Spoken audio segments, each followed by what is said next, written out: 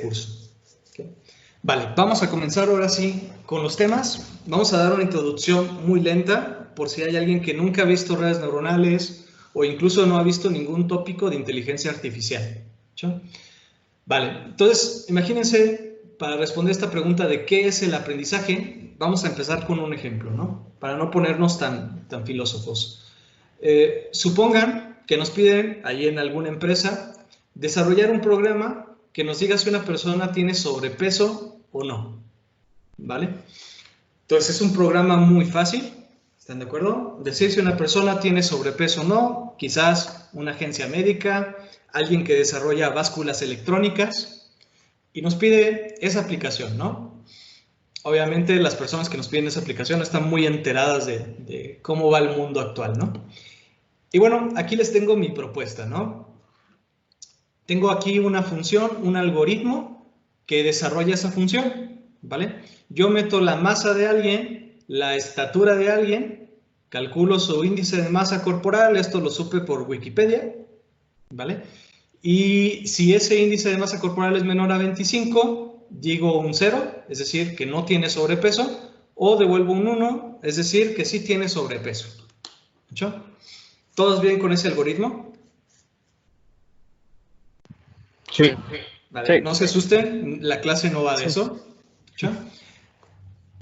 Hay unas preguntas muy importantes de este algoritmo. Este algoritmo hace su chamba, todos estamos de acuerdo, funciona y me va a detectar a todas las personas que tengan sobrepeso. Pero, ¿este algoritmo creen que es inteligente? ¿Tiene inteligencia este algoritmo? No. Marco dice que no. ¿Por qué no? Bueno. Porque es dedicado a un solo propósito, ¿no? Ahí está, no es flexible, ¿no? No puede hacer ninguna tarea más que la que le pusimos. Esa es una cosa propia de algoritmos en inteligencia artificial. ¿Vale? ¿Qué otra cosa? ¿Por qué sabemos que no es un algoritmo inteligente? Que no se adapta, ¿no? Puede que el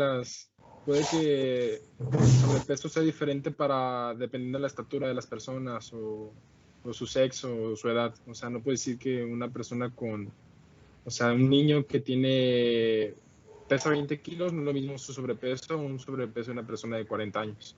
Exactamente, este algoritmo es muy miope, ¿no? No toma muchos casos. De hecho, en la actualidad, si ustedes tienen ahí una balanza, hay todo un área de estudio en procesamiento de señales que se llama estudio de la bioimpedancia. O sea, les pasa una pequeña corriente eléctrica y con esa impedancia calcula el porcentaje de grasa, el porcentaje de músculo.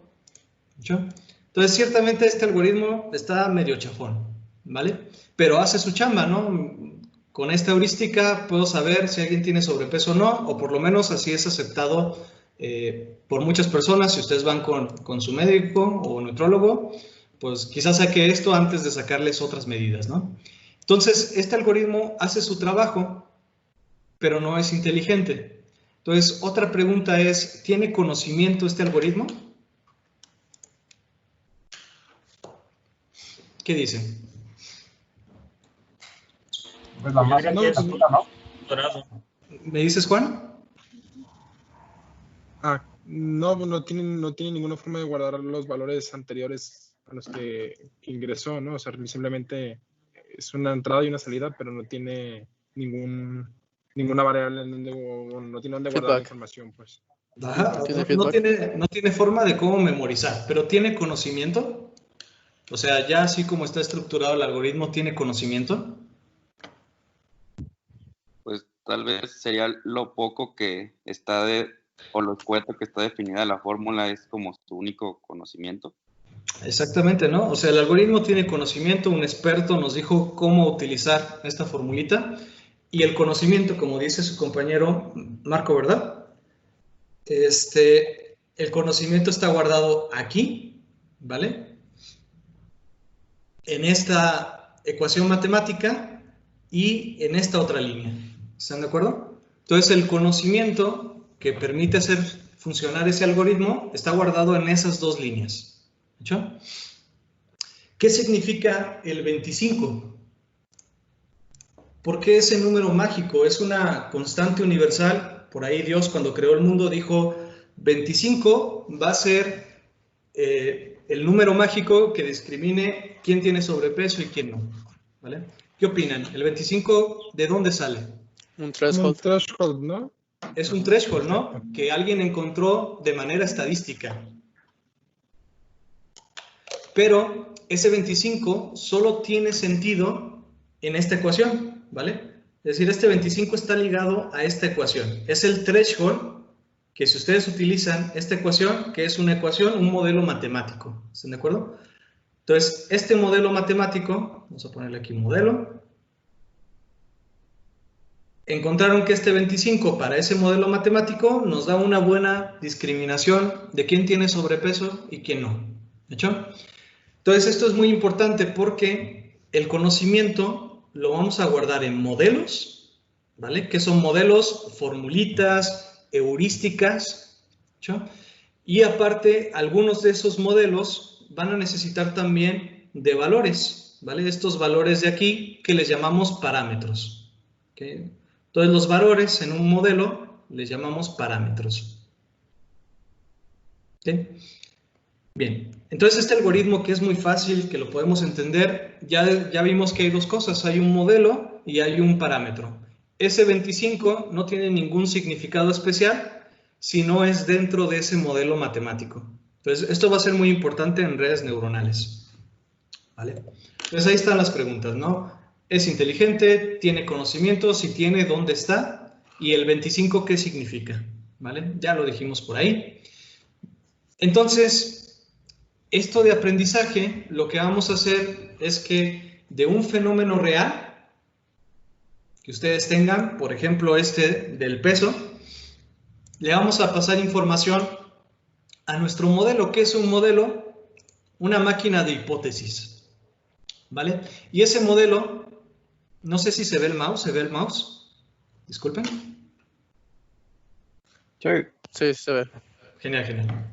Entonces ese modelo va a tener estos volúmenes por aquí que mueven los parámetros, ¿de hecho? Entonces, ¿de qué se trata toda esta área de Machine Learning? En lugar de poner un modelo tan específico como el que les mostré ahorita para el peso, vamos a poner modelos muy complejos, pero muy generales, es decir, modelos que pueden aproximar muchísimas cosas, ¿vale? Y esos modelos van a tener parámetros.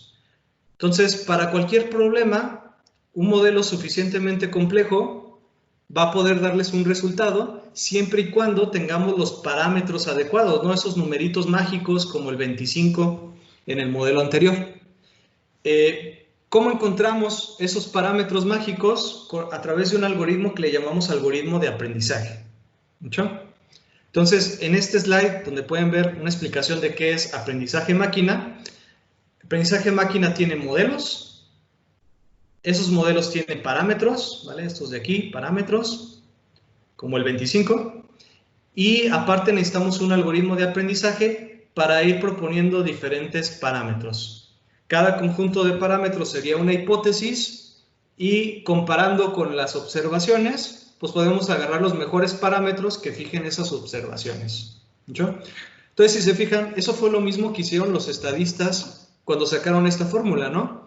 Dijeron, yo creo que el sobrepeso va a ser directamente proporcional a la masa, inversamente proporcional a la estatura al cuadrado, ¿vale? Entonces, hicieron ese modelo, juntaron muchos datos y después encontraron ese umbral, ¿vale? Ese threshold de 25.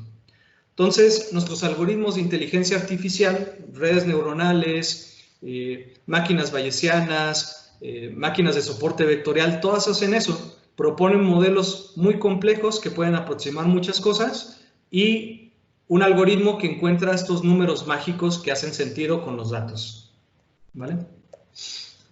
Bien, de esta forma, Machine Learning es una inversión del paradigma clásico, ¿vale? Lo que hicimos ahorita con el algoritmo de detectar pesos es programación clásica, ¿no?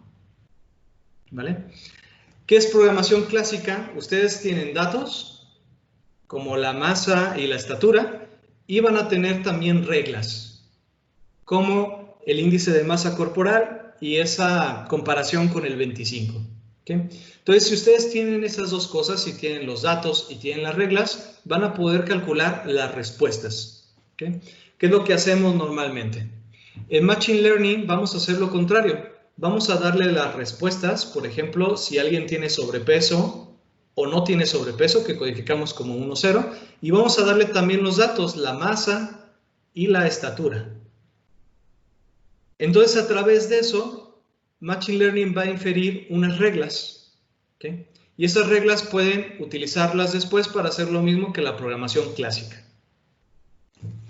Entonces, está muy padre porque si ustedes tienen datos, a través de esos datos podemos aprender el programa adecuado para que nos dé las respuestas que queremos. ¿Están de acuerdo? Entonces, Machine Learning es una inversión del paradigma clásico de programación. Metemos respuestas y datos y obtenemos las reglas. Vamos a inferir las reglas. ¿Dudas hasta aquí? No. Vale. No. ¿Cuándo usamos Machine Learning? Cuando las variantes que tiene nuestro problema son muchas como para articularlas todas a través del código. ¿Están de acuerdo?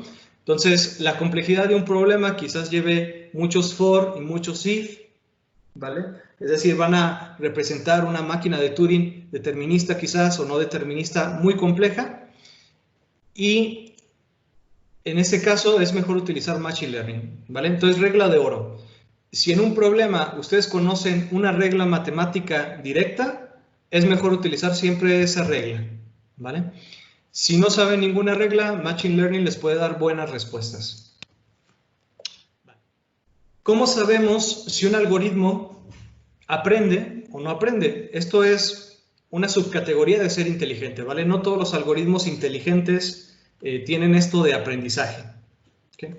Entonces, hay muchas definiciones de esto. Pueden encontrar una de Samuel Arthur, también muy famosa, pero a mí me gusta mucho una a mediados del siglo de Tom Mitchell, que dice, decimos que un programa de computadora aprende de la experiencia, ¿eh?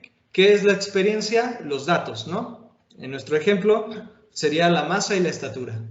Entonces, aprende de esa experiencia con respecto a alguna tarea T. ¿Cuál es la tarea en nuestro algoritmo? Decir quién tiene sobrepeso y quién no, ¿vale? Y podemos medir un desempeño, ¿están de acuerdo? ¿Cómo medimos un desempeño de nuestro algoritmo? Pues comparándolo con un humano, ¿no? Si el humano separó a los que tienen sobrepeso y los que no, podemos compararlo con la categorización, la clasificación que hace nuestro algoritmo. Entonces, así podemos medir el desempeño. Entonces, un algoritmo aprende de la experiencia E, cierta tarea T con desempeño D, si su desempeño sobre esa tarea aumenta con la experiencia. Es decir, si nosotros le metemos datos a nuestro algoritmo va a lograr mejores predicciones. ¿Escuchó? Entonces, siempre que tengan un problema y no sepan si usar Machine Learning o no, siempre vean esta regla, ¿vale? En un problema que ustedes pueden usar Machine Learning, tienen que encontrar cuál es la experiencia, cuál es la tarea y cuál es el desempeño, ¿vale? Bien. Vamos a ver ahora, con esto que ya vimos una pequeña introducción a qué es aprender, vamos a ver muchas aplicaciones de aprendizaje profundo de Deep Learning que espero que ustedes van a poder desarrollar o por lo menos van a tener las bases para desarrollarlos una vez hayan tomado este curso. Entonces, aplicaciones, por ejemplo, autoconducción, en inglés self-driving, muy importante, desde la creación del mapa, desde el path planning, todo eso son tareas que se pueden hacer con aprendizaje profundo y sobre todo redes convolucionales son muy importantes en este tema, ¿no? Reconocimiento visual, este va a ser un algoritmo que vamos a ver que se llama YOLO, ¿okay? Y puede detectar muchísimas objetos, personas, carros, por ahí ven mochila, autobús, ¿vale? Entonces podemos detectar actualmente ya muchísimos objetos en tiempo real, ¿vale? Este va a ser un algoritmo que vamos a ver por ahí de la clase 11-10. ¿Okay? Reconocimiento de rostros, también vamos a ver por lo menos dos arquitecturas de cómo reconocemos rostros. Es algo que podemos hacer con redes convolucionales. diagnósticos asistidos por computadora, ¿okay? Detectar cáncer de mama, tumores, mapear tumores en 3D, todo eso lo podemos hacer con redes neuronales y son las técnicas que mejor dan resultado hasta el momento.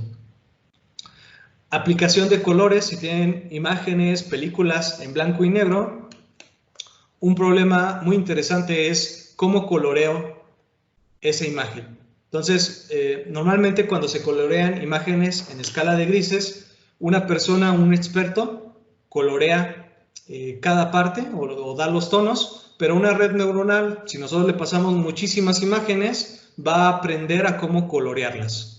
¿Vale? Y esto es algo muy padre para mejorar sus imágenes. De igual manera, hay algoritmos de restauración, le llamamos restauración de píxeles, pero tienes una imagen muy dañada que escaneaste y eso nos puede dar una imagen reconstruida. Entonces la red neuronal va a tratar, con el conocimiento que tiene, de aproximar cada una de esas manchitas, ¿no? ¿Qué había en esa manchita? Reconocimiento del habla, creo que todos lo conocemos muy bien, ¿vale? Si por ahí tienen una Alexa, se utilizan Google Assistant, vamos a ver algoritmos de reconocimiento de habla, por ahí les voy a pasar algunas técnicas que yo he usado a nivel industrial. Entonces ahorita estamos muy avanzados en esto, pero todavía le falta bastante camino, ¿okay? Los modelos de atención en redes recursivas es lo más avanzado en este tópico. Descripción de imágenes, un problema muy importante. Yo le doy una imagen a una red neuronal y me tiene que sacar una descripción de qué está pasando en la imagen. Por ejemplo, en esta me dice, el hombre con la camisa de negro está tocando guitarra. ¿Okay? Entonces, se fijan, esta de la derecha me dice dos muchachas jóvenes están jugando con un juguete de Lego. Pero bueno, esta quizás no es tan joven como esta de acá, ¿no? Entonces ahí le falta todavía un poquito a la descripción. Estos son ejemplos reales de artículos, pero si se fijan ya estamos muy avanzados, ¿no? En esto de descripción de imágenes, que es un tópico muy interesante. Perdón, aquí no puse la etiqueta correcta. Era...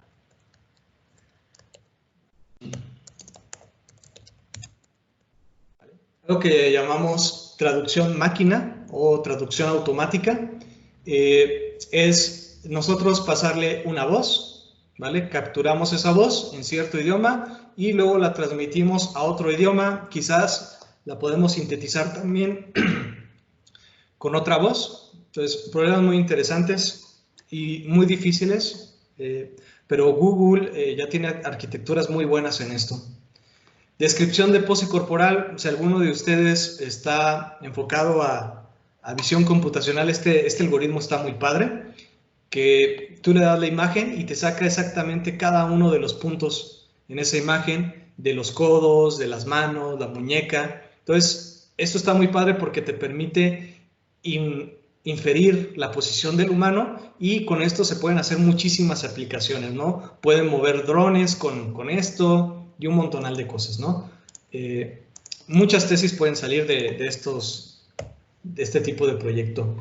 Algo muy interesante, no sé si vieron o siguen noticias de este tipo, clonación de voz. Actualmente Google sacó una arquitectura que puede clonar tu voz con 5 segundos de ejemplo, es decir, tú pasas un audio de 5 segundos y con eso puedes sintetizar una voz con cualquier texto que suene muy parecido a ti. Entonces, clonación de voz es un problema muy difícil, pero está dando resultados bastante significativos, ¿no? Predicción de sonido. Esta aplicación está muy padre. Tú le das un video sin audio y tiene que predecir cómo va a sonar, ¿vale? Por ejemplo, en este artículo sale pegando con un palito y tiene que simular el ruido que se oiría, ¿vale? Que es algo muy parecido a lo que hacemos nosotros, ¿no? Cuando nosotros vemos que algo va a chocar, alcanzamos a predecir cómo va a ser el sonido, ¿no? Si va a ser grave, si va a ser agudo, ¿okay? Entonces estas redes neuronales hacen lo mismo. Tú le pasas el puro video y te tratan de sintetizar un audio, perdón. Actualmente hay algoritmos que tú pones a alguien a tocar en un instrumento y trata de sacar la música. Obviamente es un problema muy difícil, ¿no? Pero bueno, cosas muy padres. Generación de texto, en una de sus prácticas van a tener que hacer esto, que es crear texto directamente, que nuestro algoritmo cree texto, ¿no? Hay algunas técnicas ahora que tú le puedes poner la emoción en el texto y puedes ponerle, quiero que seas agresivo, y te escribe un texto agresivo, ¿no? Esto es muy importante para darle un poco de naturalidad a los chatbots y a todas estas aplicaciones. Generación de texto a mano alzada, ya sabemos cómo generar texto, pero también hay algoritmos que nos generan textos como escritos por humanos, ¿vale? Estas imágenes que ven aquí son textos escritos por un algoritmo, ¿vale? Y se fijan, da bastantes buenos resultados, ¿no? Igual, son técnicas bastante difíciles de entrenar. Traducción de imágenes, importantísimo.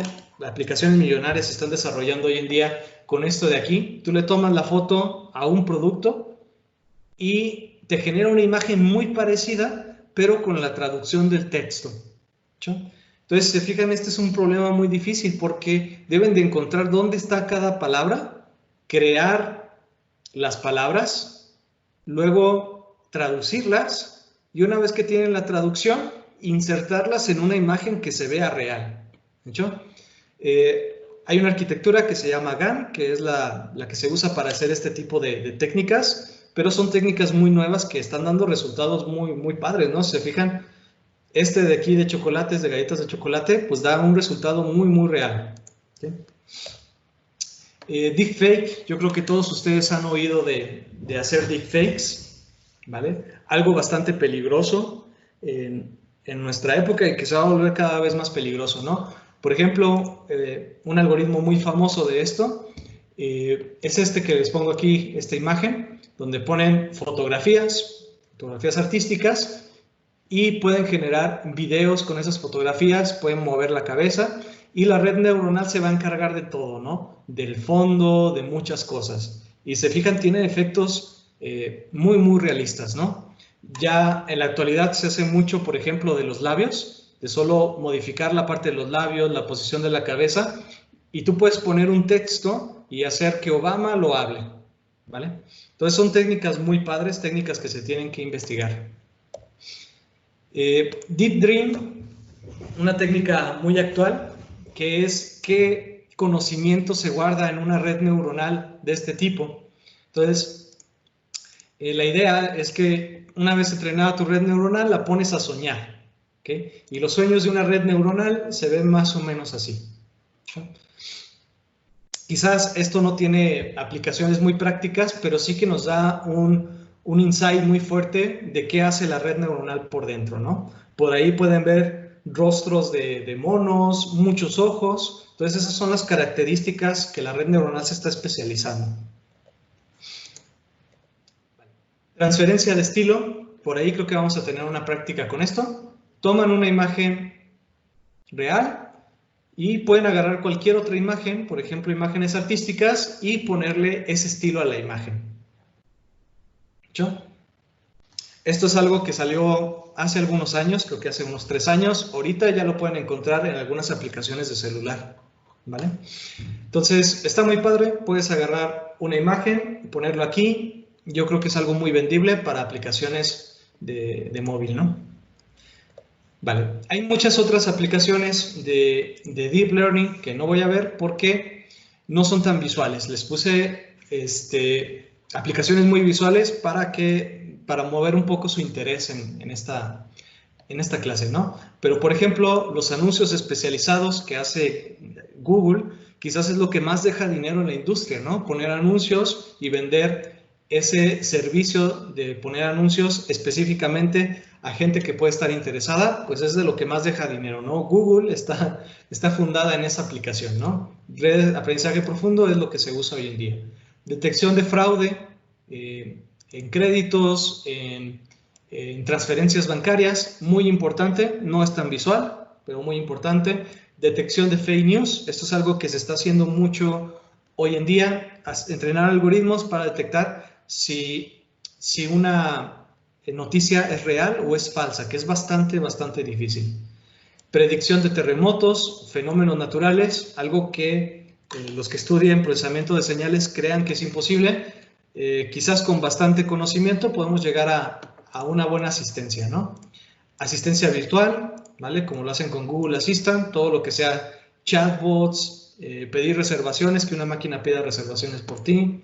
Sistemas de recomendación, como lo verán en Netflix, en YouTube, qué video le recomiendo a mi usuario para maximizar el tiempo que se quede en mi plataforma, ¿vale? Entonces, todos son problemas muy interesantes. Todos estos problemas generan mucho dinero a nivel industrial, ¿vale? Entonces, Deep Learning sí que es una de las áreas más prominentes en la industria informática de hoy en día, ¿vale? Va, muchachos, entonces ya vimos qué es aprendizaje, vimos algunos ejemplos de lo que van a poder hacer cuando terminen este curso. Vamos a empezar ahora sí en materia. Entonces, la primera cosa que deben de conocer son los paradigmas de aprendizaje, ¿vale? Hoy en día, en redes neuronales existen 3 paradigmas de aprendizaje, que son el aprendizaje supervisado, no supervisado y el aprendizaje reforzado, ¿de acuerdo? Siempre que ustedes vean una aplicación, dependiendo de los datos que tengan, tienen que clasificar su problema en uno de estos o como una combinación de estos. ¿Hecho? Vale, vamos a ver cada uno.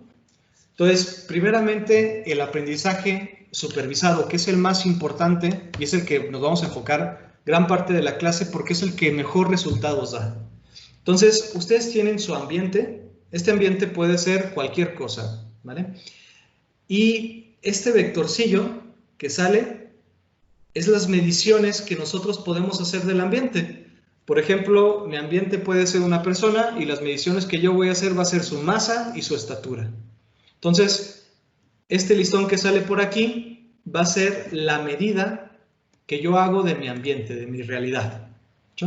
Entonces, ese ambiente, por ejemplo, esa masa y esa estatura, se lo voy a pasar a un maestro. Un maestro va a ser un experto, puede ser una ecuación, por ejemplo, un modelo matemático que dé buenos resultados, o puede ser una persona, ¿hecho? Un experto en esa materia. Por ejemplo, si su ambiente son imágenes de cáncer, ¿a quién le pasaríamos esa imagen para saber si es benigno o maligno? Pues a un especialista, ¿vale? Ese especialista, con todo lo que ha entrenado su cerebro, nos va a decir si es benigno o no es benigno y con las pruebas médicas que le pueda hacer. ¿Hecho?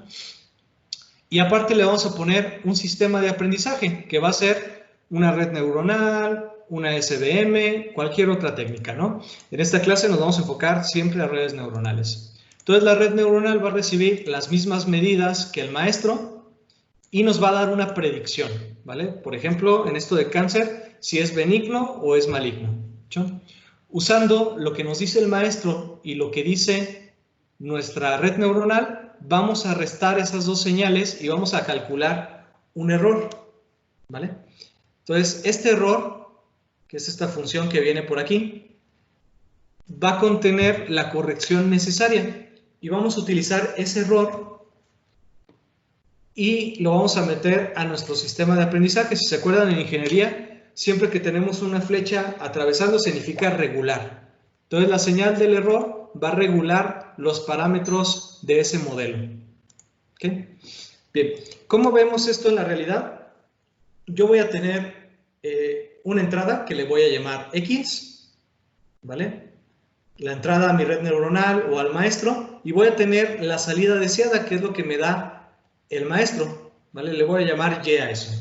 Y lo que voy a tener va a ser un conjunto de X. Voy a poner los ejemplos así, ahorita explico la notación. Entonces este sería un ejemplo, ¿no? Una imagen y si es benigno o es maligno. Entonces ese sería un patrón de aprendizaje. Vamos a meter muchos de esos patrones, ¿vale? Siempre con la entrada que nosotros tenemos y la salida. Entonces, un aprendizaje supervisado siempre va a tener esta forma, ¿vale? Los datos que nosotros queremos van a ser de esta manera. ¿Hecho? Por ejemplo, una de las aplicaciones que hablamos, detección del habla, su entrada sería el audio y la salida deseada sería las palabras que dijo. ¿Están de acuerdo? Entonces, ¿cómo puedo crear un dataset para entrenar sobre reconocimiento del habla? Muchos audios y los subtítulos de ese audio, ¿vale? El audio sería la X y los subtítulos, lo que dijo, sería la Y, ¿vale? Y mi red neuronal va a tratar de aprender que cuando yo meta cierta X va a salir cierta Y, ¿de acuerdo? Entonces, esto es lo que mejor da resultado hoy en día, este paradigma de aprendizaje, y es el que más utilizamos, pero es el más costoso también. ¿Por qué? Porque ustedes necesitan tener las entradas y las salidas deseadas, ¿vale? Entonces, esos datasets, conseguirlos cuesta bastante dinero. Si se fijan, cada vez que ustedes entran a algún lado, basado en Google, con el soporte de Google, tienen que resolver un CAPTCHA. Entonces, antes los CAPTCHAs eran palabras, no sé si se acuerdan. Eran palabras y era escribir lo que decía esa palabra. Hoy en día ya no utilizan palabras. ¿Por qué? Porque ya está muy estudiado el detectar palabras, ¿vale? El detectar caracteres ya está muy estudiado. Entonces, ya no ocupan un dataset para eso. Y cuando ustedes hacen los nuevos CAPTCHAs de dónde está el semáforo, dónde está la línea peatonal, pues lo que están haciendo realmente es crear un dataset con las entradas y con las salidas deseadas para empresas como Google puedan hacer aplicaciones, por ejemplo, estas de self-driving, ¿vale? Estas de autoconducción. Entonces, muy padre, nos vamos a avanzar mucho en este paradigma, pero siempre tengan el detalle de que es difícil conseguir los datos, ¿no? Es caro. Aprendizaje no supervisado, aquí no vamos a tener un maestro, ¿vale? Solo vamos a tener el ambiente y el sistema de aprendizaje. Entonces, ese es el tipo de aprendizaje más difícil.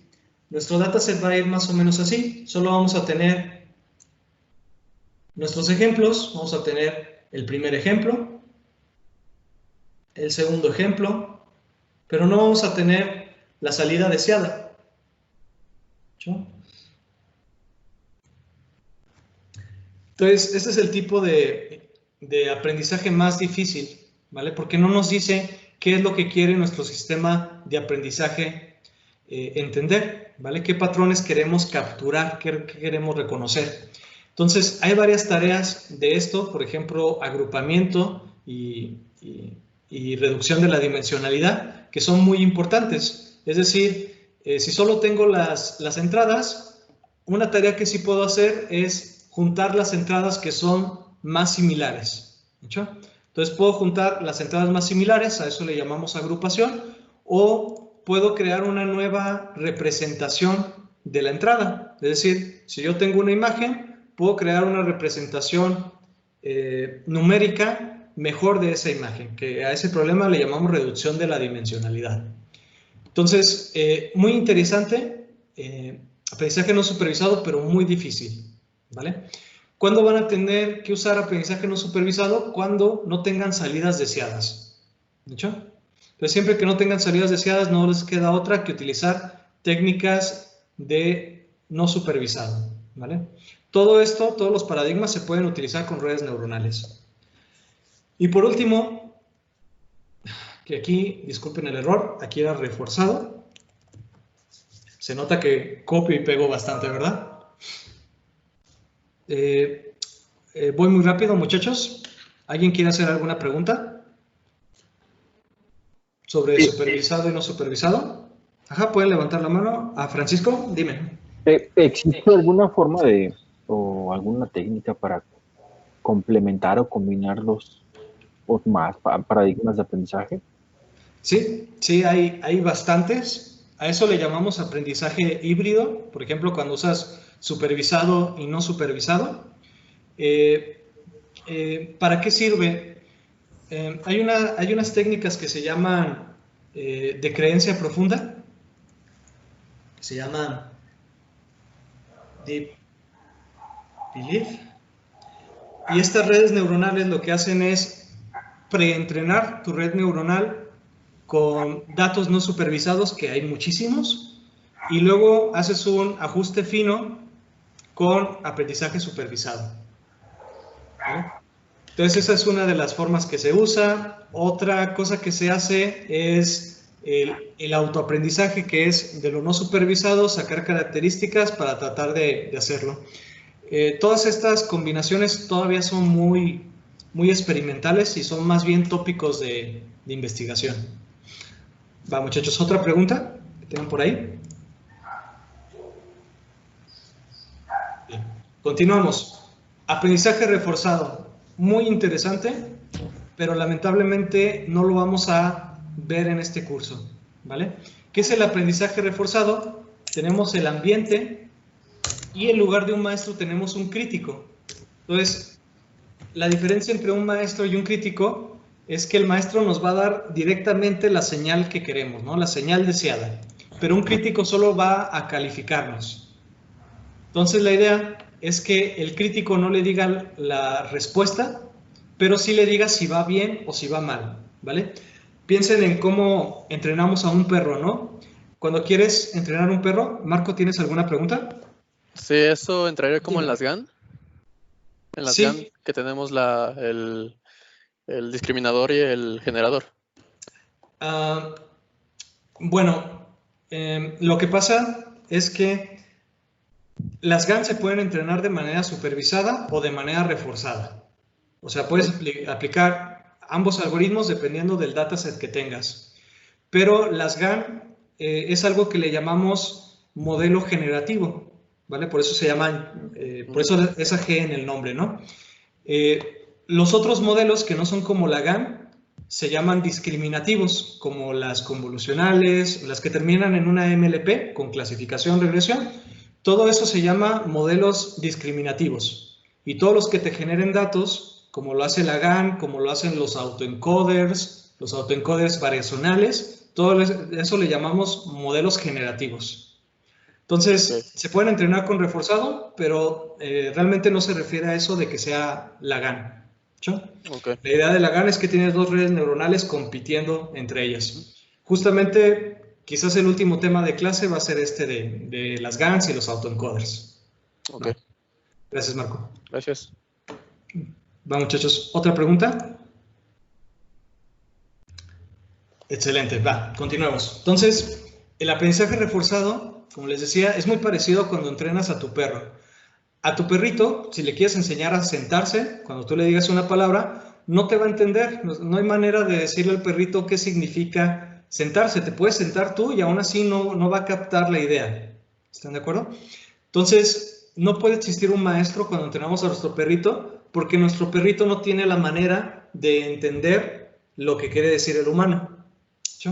Entonces, lo único que podemos es actuar como críticos. Si tú le dices, siéntate, y no se sienta, le das un regaño. Si se sienta, le das una galleta. Entonces eso va a reforzar el comportamiento del perrito hasta que logre mapear esa palabra que tú le dices al comportamiento que tú quieres, ¿vale? Entonces los algoritmos reforzados son lo mismo. Tenemos el crítico que da la señal de refuerzo, esta de aquí, y le va diciendo al algoritmo si se está desempeñando bien o se está desempeñando mal, ¿vale? Y con eso el algoritmo va a tratar de cambiar. Fíjense que aquí tenemos que el algoritmo modifica el ambiente, ¿vale? Es algo que no se tiene en los otros esquemas. Entonces el crítico ve el ambiente, ve el estado del ambiente y vuelve a decirlo, ¿no? Si lo viéramos como el perrito, el crítico estaría esperando que cuando dice la palabra se sentara y si no se sienta no le da una buena señal de refuerzo, ¿vale? ¿Dónde se usa muchísimo esto? Pues en cosas que se dan en tiempo real. Por ejemplo, no sé si vieron estas aplicaciones de Deep Alpha y Deep Go, que son algoritmos para jugar ajedrez, Go y Alpha Star, creo que se llama, StarCraft o algo así. Entonces, estos algoritmos son muy buenos para desarrollar todo lo que sea entrenamiento en tiempo real, ¿no? Pueden aprender a jugar videojuegos mejor que un humano, ¿vale? De hecho, por ejemplo, Alpha ya le ganó a equipos profesionales, ya le ganamos al mejor motor de ajedrez. Entonces, estas técnicas de reforzado sí son muy prominentes pero lamentablemente no lo vamos a ver en el curso porque sí, es todo un curso aparte, ¿vale? Es una filosofía muy diferente y cómo entrenamos son algoritmos muy diferentes. Por ahí, si les llama la atención, un tema principal es el algoritmo de Q-Learning.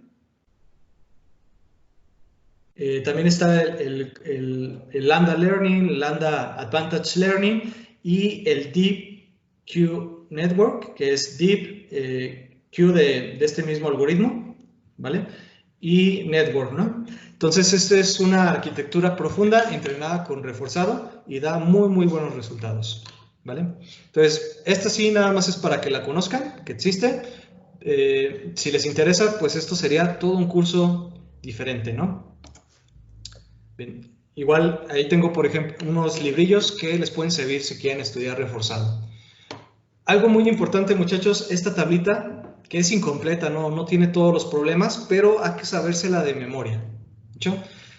Algunos problemas, según si son supervisados o no supervisados, y si la salida es discreta o continua, reciben unos nombres especiales. ¿Hecho?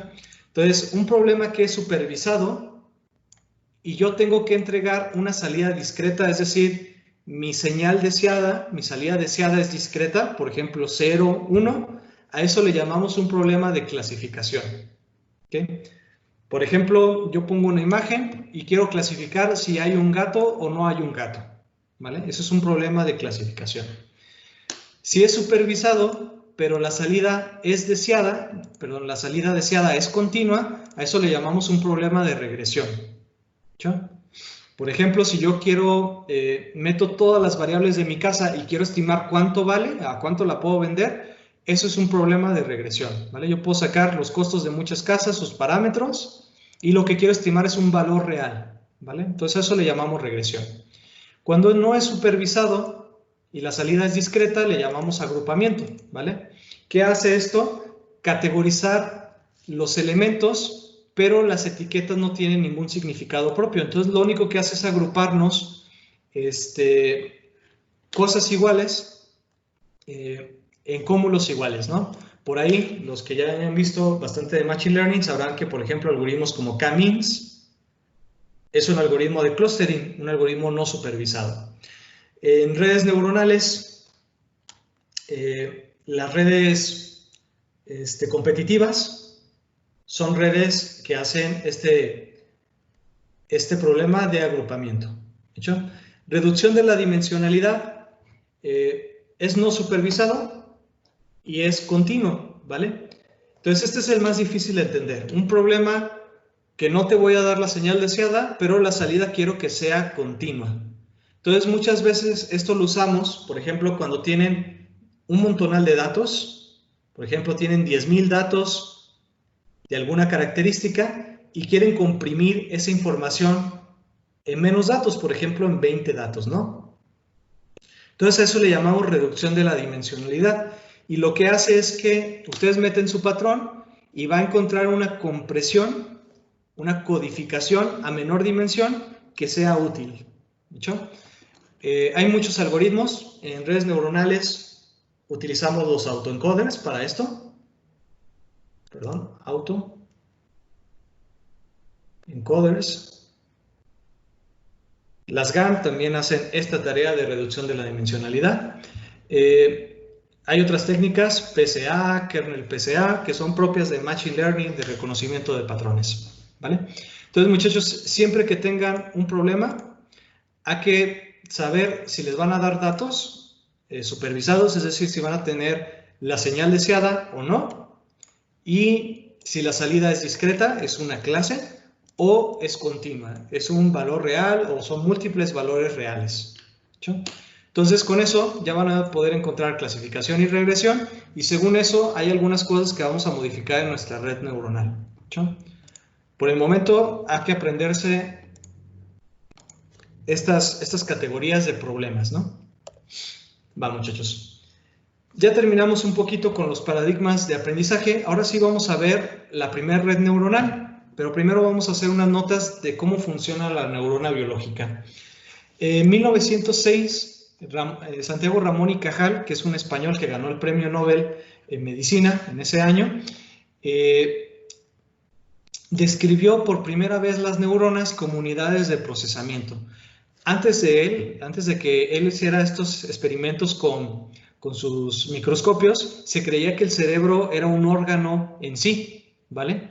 Y que si tú partías cierta parte del órgano, pues no dejaba de funcionar completamente, ¿sí? Entonces lo que hizo Santiago Ramón y Cajal fue descubrir la neurona y describirla como un elemento pequeño, ¿vale? Un elemento de procesamiento, y toda la complejidad del pensamiento humano estaba dado por las interconexiones entre las neuronas, ¿sí? Eso nos lleva hoy en día en algo que le llamamos paradigma conexionista. ¿Qué quiere decir esto? Si tú tienes una unidad de cómputo muy, muy sencilla y la unes a otras unidades de cómputo iguales de manera compleja a través de un grafo, puedes generar un comportamiento muy complejo, cualquier comportamiento en teoría, ¿hecho? Entonces las redes neuronales se van a basar en el conexionismo. Vamos a tener neuronas que van a ser elementos muy, muy sencillos de cómputo, y cómo conectamos esas neuronas nos va a dar una complejidad muy, muy grande para hacer cualquier tipo de problemas, ¿vale?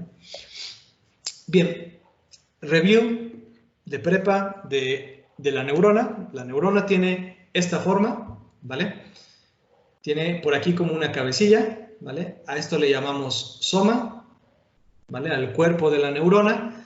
Las entradas reciben el nombre de dendritas. No se preocupen mucho por los nombres de biología, nada más es para ver la inspiración que tienen estas técnicas, ¿no? Entonces las entradas, estos bracitos, reciben iones de otras neuronas y los van pasando a través de la membrana hacia el núcleo, hacia el soma, ¿vale? Entonces lo que hacen al recibir estos iones es aumentar el potencial eléctrico dentro de la neurona, ¿sí? Y en esto que se llama cono sináptico, esta partecita de aquí, una vez que se llega a cierto umbral de potencial eléctrico, suelta una señal eléctrica por este brazo, ¿vale? Entonces el brazo largo de la neurona se llama axón, ¿vale? Y es por donde la neurona dispara una señal, ¿sí? Entonces una neurona biológica va capturando iones, ¿vale? A través de neurotransmisores o sinapsis eléctricas, y cuando junta cierto potencial, manda una descarga eléctrica, una señal que viaja a través de la membrana, por un método muy, muy complejo, a través del axón, y llega a estos bracitos del axón, ¿vale? Cuando llega a este bracito, de repente suelta unos botones que liberan un neurotransmisor, ¿vale? Unos botones sinápticos, y ese neurotransmisor empieza a excitar las neuronas que están cerca. Entonces estas neuronas vuelven a juntar potencial eléctrico y cuando llegan a cierto umbral lo desbordan, ¿okay? Y así es como van mandando su señal, ¿vale? El comportamiento de una neurona es mucho más complejo de lo que les digo, ¿vale? Lo que les digo es nada más lo que necesitamos para nuestro modelo computacional, ¿sí? Sí que hay muchas cosas, por ejemplo, aquí hay unas vainas que sirven como aislante, hay unos núcleos que se llaman núcleos de Rafe que sirven como buffers para no perder la señal. Un axón puede llegar a medir 1 metro, ¿vale? Ustedes tienen un axón que va desde la punta de su pie hasta el cerebro, ¿no? Entonces, pueden ser muy largos y tienen muchos medios físicos para no perder la señal. Vale. ¿Qué nos importa de esto? Que una neurona tiene entradas, tiene dendritas, junta, acumula esas entradas, esos iones, y cuando llega a cierto umbral, lo libera por el axón, ¿vale? Eso es lo que vamos a modelar matemáticamente. Pregunta, ¿dónde está el conocimiento en el cerebro? ¿Alguno de ustedes sabe la respuesta? ¿Dónde guarda el cerebro los recuerdos, el instinto? ¿Dónde se guarda todo eso? En el hipotálamo central. En el hipotálamo, muy buena, en el hipotálamo ahí es donde se liberan muchas cosas de las emociones. Pero, por ejemplo, cuando a ustedes les da sueño, se activa un área por acá, detrás del cerebro, que se llaman núcleos de Rafe. Y cuando esos núcleos se excitan, es cuando te empieza a dar sueño. Entonces, el hipotálamo maneja las áreas emocionales y y muchas áreas perceptivas, pero no todas, ¿vale? El tratamiento de la visión se hace también en esta parte, en la parte de atrás, y hay áreas muy especializadas para cada función. Pero ¿dónde creen que se guarde el conocimiento? Ya lo dijimos en nuestro algoritmo, ahora lo estamos pasando a las neuronas, ¿no? Pues algunas personas opinan que en la corteza se guarda, pero creo que todavía es como un misterio dónde exactamente se guarda. Sí. Bueno, ahí de lo que dices, la corteza, el neocórtex, es donde sabemos que está el pensamiento abstracto.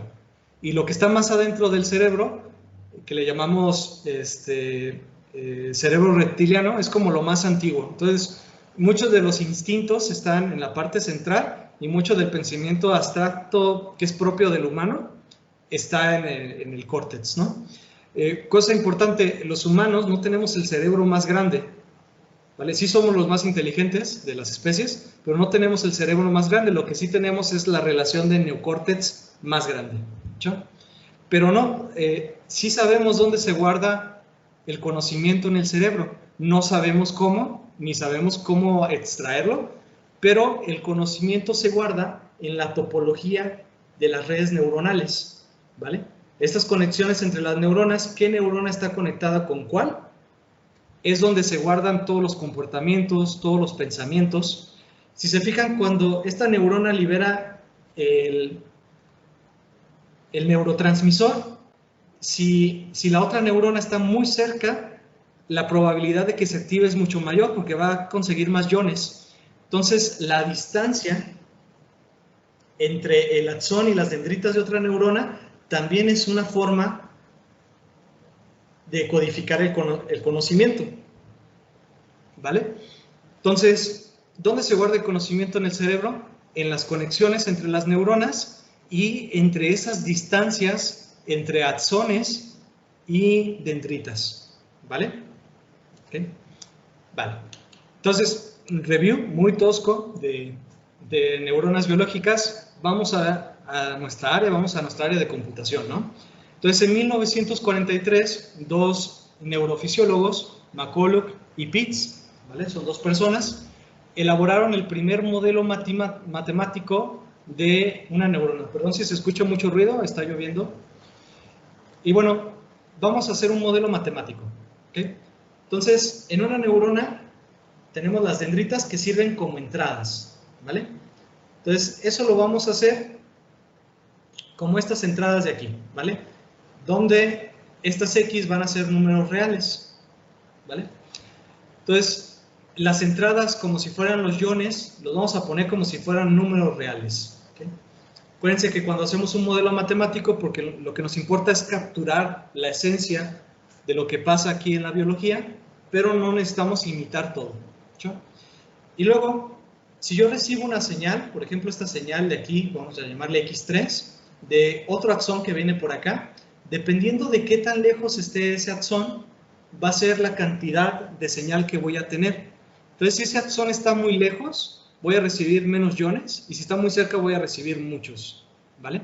Entonces, vamos a escalar esa señal con estas variables W, que vienen del inglés weight, ¿vale? De peso, porque le llamamos pesos sinápticos. Y como dice su nombre, lo que van a hacer va a ser modelar la sinapsis, ¿vale? Es decir, nos va a modelar, vamos a ponerlo de otro color, nos va a modelar la distancia entre los axones y las dendritas. ¿Hecho? Después, en el soma, en el cuerpo de la neurona, se juntan todos los iones, se acumulan. Entonces, eso lo podemos hacer muy fácil con una sumatoria, ¿vale? Vamos a sumar todas las señales ponderadas, ¿okay? Y aparte le voy a sumar esta señal, esta B, que puede ser iones que tenía la neurona antes, ¿vale? Entonces, este B, que le pongo B porque es un bias, un sesgo, ¿vale? Este sesgo son los electrones, los iones que ya tenía la neurona antes de recibir nuevas señales, ¿sí? Entonces, esto es el sesgo de la neurona, ¿no? el bias. Digo bias porque los españoles suelen decirlo mucho así, entonces incluso en literatura lo pueden ver escrito en español, ¿vale? La palabra real es sesgo, ¿no? Y después de eso vamos a tener una función, ¿vale? Aquí cuando se juntan los iones, cuando llegamos a cierto umbral, se va a disparar la señal, ¿sí? Entonces esta función de aquí me va a ser la función de threshold, y cuando llegue a cierto umbral va a disparar aquí un 1 o va a disparar un 0. ¿Están de acuerdo? Entonces esta fue una idea que se les ocurrió a estas dos personas en 1943, y su idea no era hacer inteligencia artificial, su idea era solo imitar al cerebro para estudiarlo. Ellos eran fisiólogos, eran médicos, y su investigación estaba orientada a entender el cerebro. ¿Okay? Por mucho tiempo esta área de redes neuronales fue eso, ¿no? Ayuda para ver cómo aprender del cerebro.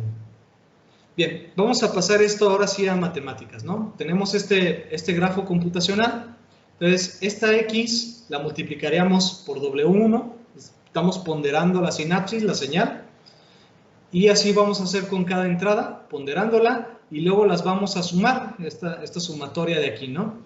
Entonces esta sumatoria va a sumar todas las señales, incluyendo la B, que se fijan, es como si tuviéramos una entrada por default de +1 multiplicado por B, me queda B, ¿no?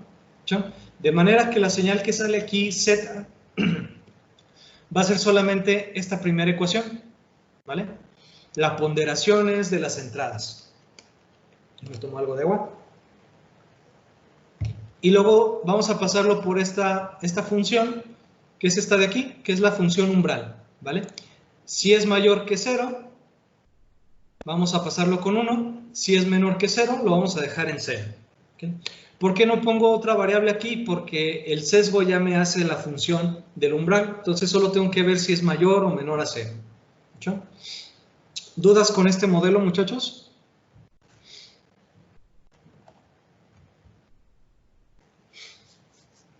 No. Pero no. este bias puede ser diferente a 1, ¿no? Es como la inclinación de... el bias, el sesgo, es un valor real. Uh-huh. ¿Okay? Es un numerito real, puede ser cualquier cosa, pero aquí se está multiplicando por +1. Entonces nos queda +1 por el bias, me queda lo mismo que el bias. ¿Sí? Entonces es nada más una forma de ponerlo en el grafo, pero aquí en la ecuación nos dice cada cosa, ¿no? Va, muchachos, ¿otra pregunta? ¿Están por ahí? ¿Podría ser incluso 0? Sí, podría ser 0. En algunas redes neuronales es forzado. ¿Okay? Ahorita vamos a ver cómo interpretarlo. ¿Más preguntas, muchachos? Sería como el threshold de la otra ecuación. ¿Pueden levantar la mano para saber quién habla?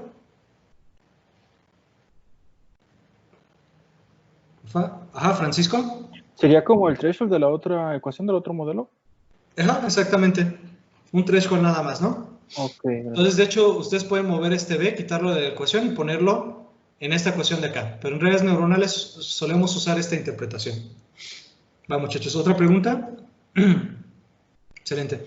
Cualquier cosa, muchachos, dudas que tengan, pregúntenme, porque este curso, si lo ven ahorita, está muy sencillo, pero lo vamos a ir complicando cada vez más como no se imaginan, ¿vale? Entonces, cada clase vamos a ver un bloque fundamental y después nos vamos a basar en todo eso. Bien, entonces eso se hizo en el 43, se hicieron simulaciones con circuitos analógicos. Vamos a reescribir esta ecuación. Se fijan, los pedos sinápticos, las W, las puedo meter en este vector, ¿vale? Entonces voy a dejar W como un vector y cuando tenga índice me voy a referir a una variable específica. ¿Sí? Entonces voy a formar este vector W y voy a formar también un vector con todas las entradas, con las n entradas. ¿Sí? Entonces nuestro modelo matemático lo podemos reescribir de esta manera. W transpuesto por X es lo mismo que hacer el producto punto entre W y X. ¿Están de acuerdo? Entonces eso nos hace la chamba de multiplicar cada elemento y sumarlo. ¿Vale? Le sumo el sesgo, ¿okay? El bias, y luego lo paso por esta función, la función de threshold. ¿Okay? Vale. Entonces ahí ya está nuestro modelo matemático. ¿Dudas con este cambio? vamos a tender mucho en lo que expliquemos, luego meterlo en vectores, en matrices, en tensores. Van a ver cómo se complica esto. ¿Sí? Vale. Vamos a explicar la neurona de manera geométrica. Entonces, imagínense que yo tengo este plano con X1 y X2. Tengo dos entradas, ¿no? Entonces, un punto aquí va a ser un patrón, va a ser, por ejemplo, la masa y la estatura. ¿Sí? Otro punto va a ser aquí otra persona, otra persona, otra persona, por ejemplo. Entonces, cada punto va a ser un patrón. ¿Vale? Vamos a ponerlos de diferentes colores. ¿Sí? ¿Por qué? Voy a poner patrones de diferente tipo, ¿no? Por ejemplo, los rojos van a ser de clase 1. ¿Vale? Los voy a poner con una clase que sea 1. Y los verdes, vamos a ponerle clase 0. ¿Sí? Bien, entonces ya tenemos unas entradas. ¿Qué creen que signifique geométricamente esta neurona artificial que desarrollamos? Un clasificador. Es un clasificador, pero geométricamente es un hiperplano. ¿Vale? Vamos a verlo, ¿no? En el caso que tengamos dos entradas, pues tendríamos nada más W1 por X1 más W2, perdón, W2 por X2 más el sesgo. ¿Están de acuerdo? Esa es la primera ecuación. ¿Hecho? Entonces, vamos a obviar ahorita la ecuación de threshold. Si esto lo igualamos a 0, esto de aquí va a ser una línea. ¿Están de acuerdo? Tengo la variable x y la variable x2. Por ejemplo, si despejo x2 me va a quedar algo parecido así, ¿no? ¿Vale? A la ecuación de la línea. Entonces, esta es la forma general de una línea. ¿Sí? Entonces, una neurona artificial la vamos a ver como una línea en el espacio de la entrada. ¿Sí? En este caso es una línea porque estamos en 2D. En 3D sería un plano. Y en dimensiones más altas sería un hiperplano. ¿Okay? Entonces, si le igualamos a 0, yo voy a encontrar la línea que me representa esa neurona. ¿Okay? Pero yo no tengo una igualación a 0. ¿Vale? Tengo esta función que lo que me hace es ver si es mayor o igual a 0 o menor. ¿Están de acuerdo? Entonces, ¿qué pasa si en lugar del igual yo le pongo el mayor? ¿A qué me estoy refiriendo geométricamente? A todo este espacio de aquí, ¿están de acuerdo? A toda esta zona. Cuando es igual a 0, me estoy refiriendo a las x1, x2 que están en la línea. Pero cuando es mayor o igual a 0, vamos a ponerle mayor o igual a 0, va a ser la línea y todo este lado del plano. ¿Están de acuerdo? ¿Me siguen? Sí. Vale. ¿Qué pasa si en lugar de esto le pongo menor, que sea menor a 0? Pues me voy a referir a todo este lado del hiperplano. ¿Okay? Entonces, la neurona que pusimos es un clasificador porque distingue de qué lado del plano están. ¿Vale? Entonces, por ejemplo, si la clase roja es esta de aquí, yo meto un punto nuevo, vamos a meter un punto en color azul, este punto nuevo de aquí, lo va a clasificar positivamente, ¿vale? Le va a dar la etiqueta de 1, ¿vale? Y si yo pongo un punto nuevo de este lado, como está del otro lado del hiperplano, le va a dar una etiqueta de 0. ¿Están de acuerdo? Entonces es un clasificador porque nos discrimina entre los dos lados del plano. ¿Están de acuerdo? Entonces cuando yo utilizo una neurona siempre me va a representar un hiperplano. ¿Ok? ¿Dudas con eso, muchachos? Una neurona artificial, geométricamente, es un hiperplano.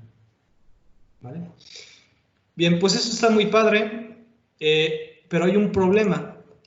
Esta línea que les puse en azul, va a cambiar según W1, W2 y B.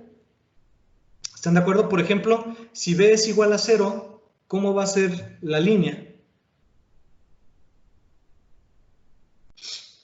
¿Se la imaginan? Si B es igual a 0... La inclinación baja, ¿no?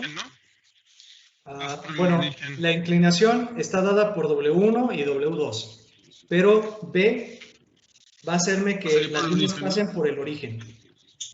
¿Están de acuerdo? Entonces, cuando B es igual a 0, las líneas van a pasar por el origen. ¿Sí? Voy a limpiar un poco esta pantalla. ¿Sí?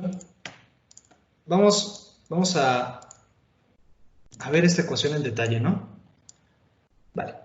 Entonces, vamos a hacer como que igualamos a 0, esto de aquí, y vamos a despejar x2, ¿vale? x2 va a ser igual, paso la x1 hacia este lado, entonces me queda menos w1 entre w2, x1, menos b entre w2. ¿Están de acuerdo? Despejé x2 de esa ecuación.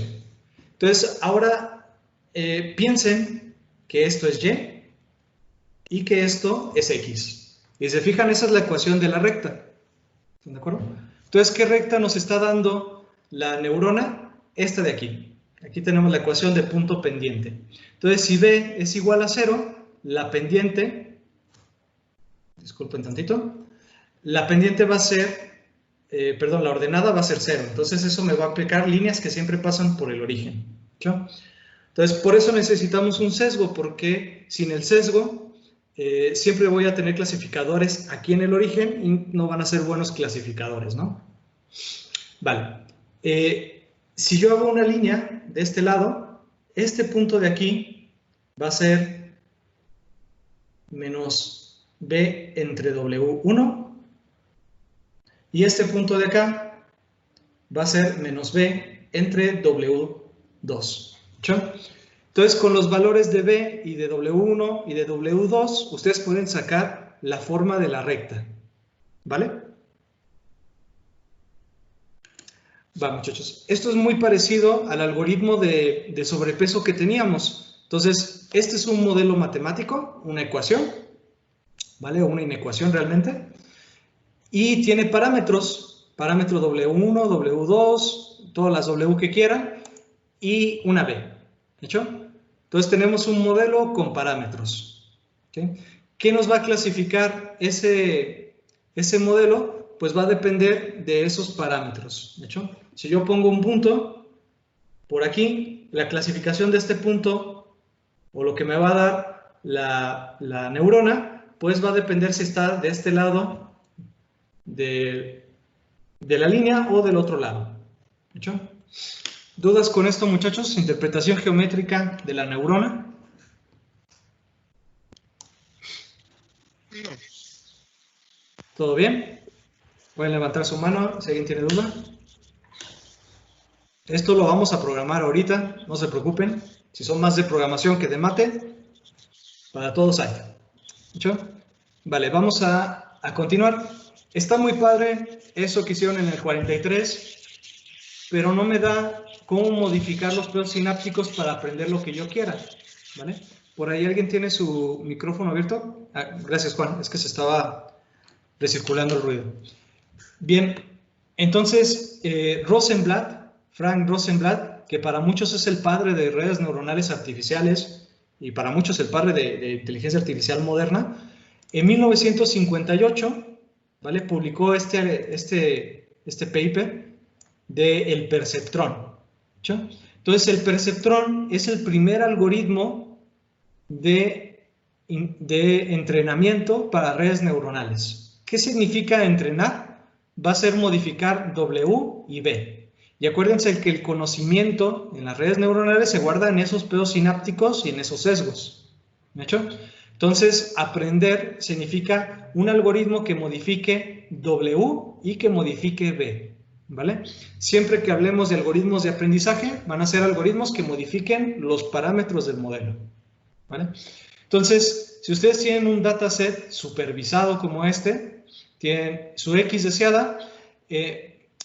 Para introducirlos un poco a la notación que vamos a usar, que es la notación que utilizan en Stanford, el profesor Andrew Ang, siempre pongo entre paréntesis, como si fuera un exponente, el número de ejemplo. ¿Escuchó? Porque si yo pusiera x1 con índice, me estoy refiriendo a la primer componente de este vector. ¿Están de acuerdo? Entonces, para distinguir eso, el ejemplo 1 va a ser de esta manera, ¿vale? Lo voy a poner entre paréntesis para que no parezca exponente. ¿Escuchó? Y esos vectores, bueno, más bien esos patrones, los vamos a codificar como vectores reales. ¿Escuchó? Van a pertenecer al espacio vectorial de los reales.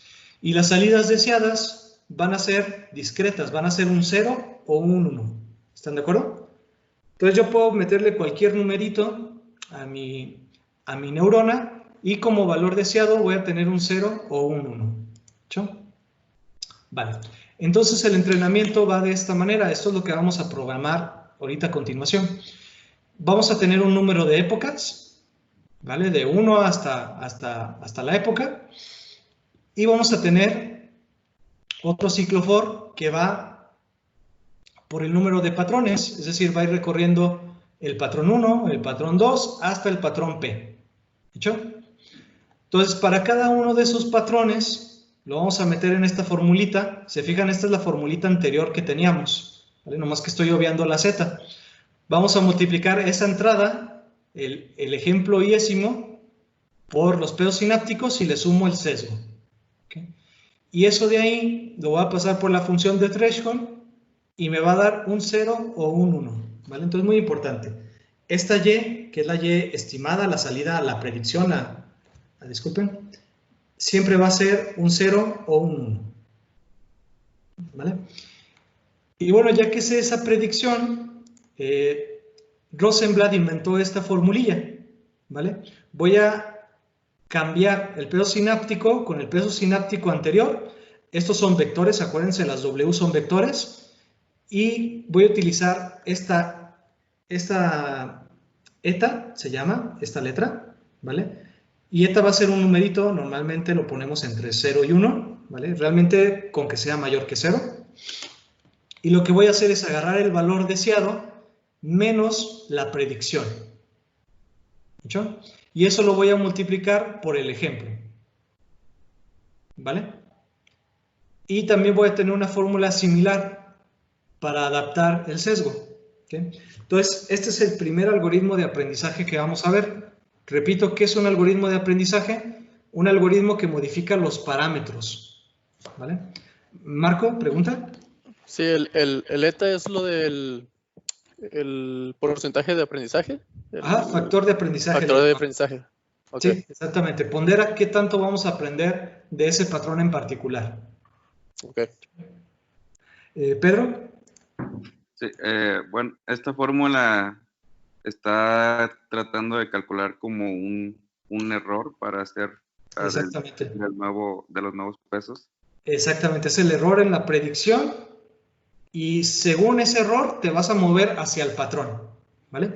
Vamos a ver, ahora que lo dices, Pedro, la interpretación geométrica del algoritmo, ¿no?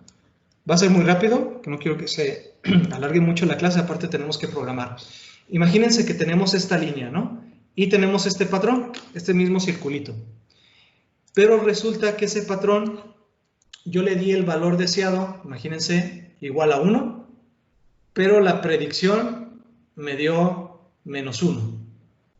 ¿Vale? ¿Qué es la predicción? Cuando yo meto las coordenadas aquí, lo que sale en nuestra neurona, ¿no? Es decir, con esto de aquí.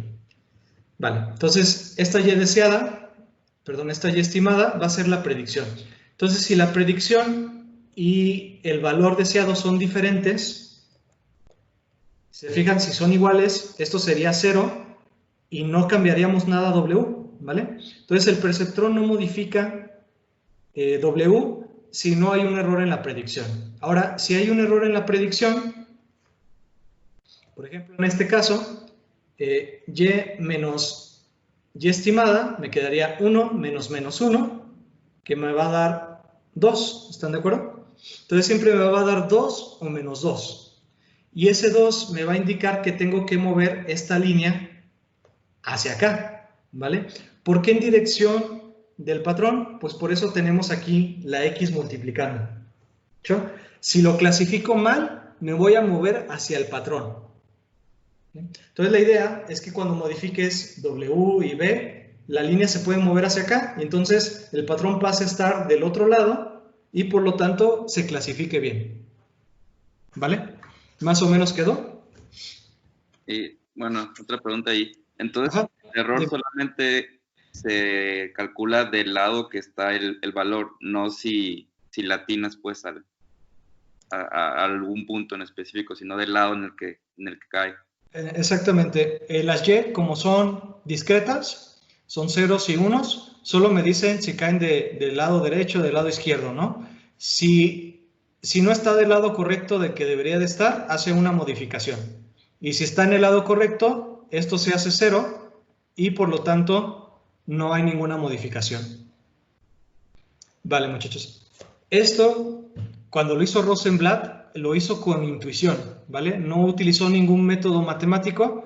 Él en su intuición dijo, pues se va a mover hacia el patrón, ¿vale? Pero de hecho hay una razón por de dónde sale esta ecuación, que es al utilizar gradiente descendente, un algoritmo, ¿vale? Un algoritmo de optimización. Es un caso particular de gradiente descendente, ¿sí? Pero bueno, realmente la demostración de cómo se llega a esta fórmula la vamos a ver hasta la siguiente clase. ¿Okay? Ahorita tómelo como un hecho, sirve. De hecho hay un teorema que nos dice que siempre y cuando los patrones sean linealmente separables, es decir, pueda poner una línea entre ellos, este algoritmo va a converger, ¿sí? Va a llegar a una línea que divide los dos patrones, ¿vale? Los dos tipos de patrones. ¿Dudas, muchachos? ¿Con esto? Vale. Muy importante, lo van a necesitar para su tarea, así que atención con esto. Una de las cosas que tienen redes neuronales es el pequeño detalle de tener los sesgos, ¿vale? Entonces, si se fijan, en nuestra ecuaciones de adaptación, W es modificada con X, ¿sí? Entonces se va a mover en pasos dados por eta en dirección de X, ¿vale? Pero B solo se mueve con respecto al error, ¿vale? De este error que es discreto y esta eta que es un decimal. Entonces, uno de los problemas que tiene redes neuronales es que la B no se mueve tan rápido como las Ws, ¿vale? No se adapta tan rápido como las Ws. Y eso puede hacer que el aprendizaje sea muy, muy lento, ¿vale? Va a converger, tenemos un teorema que lo demuestra, pero va a ser muy lento. ¿Cómo arreglamos eso? Lo que hacemos es normalizar los datos, ¿vale? Siempre que hay técnicas basadas en líneas, como las Support Vector Machine, otras técnicas, siempre hay que normalizar. Entonces, en redes neuronales, antes de meter nuestros datos a la neurona, a la red, siempre hay que normalizar los datos. Entonces, si yo tengo mis datos de esta manera, ¿cómo normalizo los datos? ¿Vale? Normalizo significa hacer chiquito, ¿vale? Como cuando normalizamos un vector, queremos que su norma tenga 1, ¿vale? Entonces, en este caso, hay dos formas de normalizar. Les voy a enseñar nada más una por el momento, después vamos a ver más. Pero vamos a meter los datos a este cubito de 0 a 1, ¿vale? A ese tipo de normalización le llamamos normalización min-max, ¿vale? Y va más o menos así, es una regla de 3, ¿no? Vamos a sacar el máximo, que iría por acá, y el mínimo, ¿vale? Este sería el mínimo de x1 y este sería el máximo de todas las x1, ¿vale? Entonces, si sacamos el mínimo y el máximo, vamos a tener una ecuación para llevar de 0 a 1, ¿okay? Entonces, la ecuación va más o menos así. X y décima, esto lo vamos a hacer por cada coordenada. Si tienen duda, pregúntenme por qué no lo vamos a programar, pero sí lo van a necesitar en su tarea. Entonces, para las XY, lo que vamos a hacer es, cada XY le vamos a restar el mínimo en todas las XY, ¿vale? Voy a ponerle el mínimo de xy. Y vamos a dividir entre el máximo de xy menos el mínimo de xy. Entonces, si se fijan, al restarle el mínimo, lo que estamos haciendo es todos estos puntos trasladarlos aquí, ¿vale? Es más, vamos a hacerlo gráficamente. Voy a agrupar esto. Vale. Entonces, cuando sacamos el mínimo, lo que vamos a hacer es trasladarlo aquí. ¿Hecho? Y cuando dividimos entre el máximo menos el mínimo, lo que vamos a hacer es un escalado de esta manera. ¿Vale? Entonces, si hacen eso en cada dimensión, sus datos les van a quedar aquí. ¿Hecho? ¿Por qué es importante hacer la normalización de los datos? Porque eso va a permitir que el sesgo y los pedos sinápticos se comporten igual, ¿vale? Y eso va a hacer que se acelere su aprendizaje. ¿Sí? ¿Dudas, muchachos? Bien. Vamos a ver unas simulaciones que les preparé. Las tengo preparadas en MATLAB, como pueden ver. Pero no se preocupen mucho de eso, no vamos a programar en MATLAB, vamos a programar siempre en software libre que puedan usar en la industria sin pagar licencias, ¿no? Vamos a poner unos problemas. Imagínense el problema de la AND. Recordarán que una compuerta AND tiene una tabla de verdad más o menos así, ¿no? Nos da 0, al menos de que los dos sean 1. ¿Hecho? Entonces, esta sería x1, x2 y esta va a ser y. Vamos a utilizar eso como patrones de entrada y valores deseados para entrenar nuestra neurona. Entonces vamos a querer que nuestra neurona aproxime una compuerta AND. ¿Hecho? ¿Cómo va a ser esto? Pues si ustedes dibujan por aquí su x1, su x2, pues van a tener un punto aquí, un punto acá y estos 4 puntos, ¿no? Y este punto, vamos a pintar de otro color, tendría clase 1, ¿no? ¿Hecho?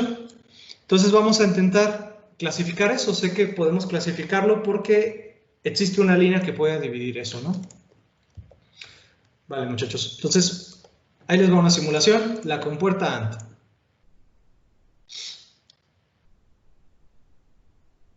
¿Ok? No sé si se vio muy rápido, ¿se vio bien? Entonces, la línea se va a referir a la neurona, ¿no? Y cada vez que se movió la línea fue una aplicación del algoritmo, ¿vale? El algoritmo del perceptrón. Entonces, si se fijan, para aquí, y es una línea que me divide estos puntos, ¿vale? Que son los que dan 0, y este punto que me da 1, ¿vale? Lo voy a correr otra vez. Inicio los valores en aleatorio. Entonces, cada vez que salga me va a salir algo diferente, ¿no? ¿Okay? ¿Qué pasa si el factor de aprendizaje lo bajo un poquito? Pues según nuestra ecuación va a aprender más lento, ¿no? Sí. Oh, bueno. Disculpen, tengo saturado el disco y se está tardando un poquito en esto de aquí, ¿no? Vale, denme un segundo para arreglar esto, ¿no?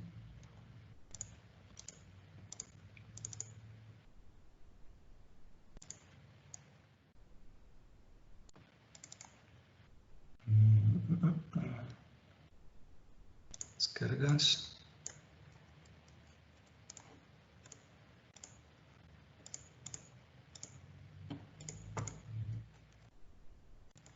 Vale. Disculpe, nunca me había pasado esto. Parece que no puedo guardar el archivo de la modificación que hice porque mi disco duro está muy saturado.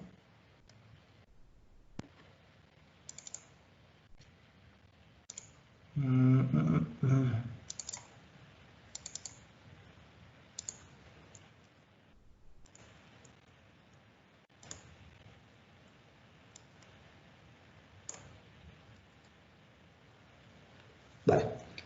Va, muchachos, mientras, dudas que tengan, mientras libero un poco de memoria.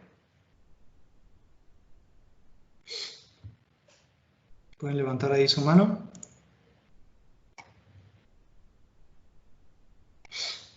Vale, Francisco. Pues más bien yo creo que ya vamos a tener las dudas más claras cuando estemos programando esto, ¿no? Sí, ¿verdad? Lo que voy a hacer ahorita es nada más correr estas simulaciones porque parte de esto va a ser su tarea y ahorita nos vamos directo a programar, ¿no? Vale. Una pregunta, ¿vamos a utilizar Python o Sí, MATLAB? todo lo vamos a programar en Python 3, no porque yo sea fan de Python, sino porque mucho de lo que se hace hoy en día con Deep Learning sí funciona para Python. Es como el lenguaje favorito para Python. ¿Sí? Por ahí, si no saben mucho de Python, sí va a ser necesario que se den los tutoriales, aunque muchas de las prácticas yo les voy a dar código. ¿Vale? Va, muchachos, voy a correr. Ahora sí, la compuerta AND.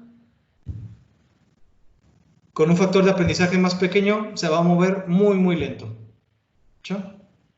Ahí tengo que pare a ciertas iteraciones. Vamos a ponerle un poquito más. En esta tuvo suerte. Siempre inicializan aleatoriamente los pedos sinápticos, entonces va a dar algo diferente. ¿Vale? Entonces el factor de aprendizaje nos dice qué tan rápido vamos a aprender. Cuidado, si ponemos un factor de aprendizaje muy grande, voy a ponerle un 2 de factor de aprendizaje. Es posible que se pase del mínimo, ¿no? Ajá, sí.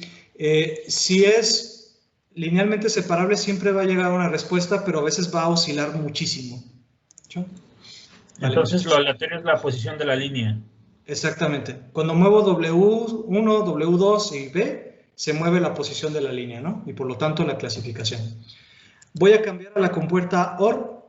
Ahorita vamos a programar lo mismo que vieron ahorita, la AND, y de tarea va a ser hacer la compuerta OR y la XOR. Entonces, para la OR es lo mismo, pero con este de acá. ¿De acuerdo? Da un resultado parecido. Y con la XOR, pues no es un problema linealmente separable y nuestra neurona no lo va a poder resolver. ¿Están de acuerdo? Van a estar dos neuronas. Exactamente. Bueno, de hecho, dos capas de neuronas. Dos capas. En una práctica van a tener que resolver este problema con una red que sí pueda, ¿no? Miren, aquí les muestro los pedos sinápticos y el bias, y se fijan, siempre están oscilando, ¿no?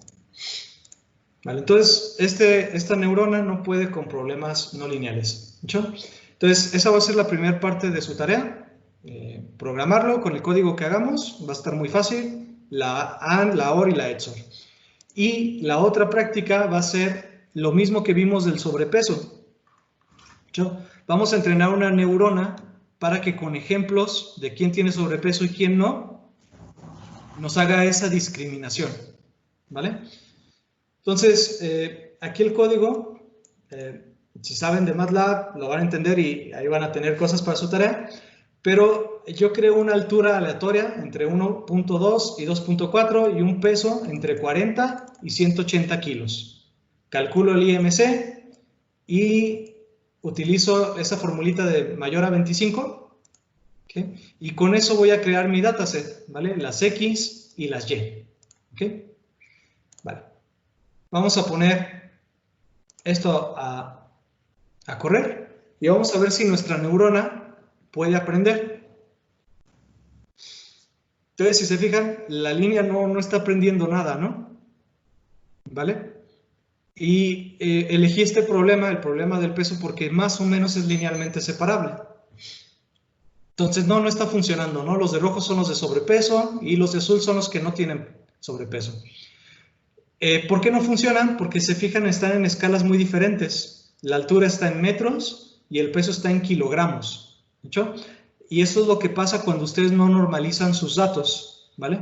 Si no normalizan los datos, le va a costar muchísimo, va a llegar algún día, pero le va a costar muchísimo aprender. ¿Sí? Ahora les muestro la versión, la que quiero que hagan, con los datos normalizados.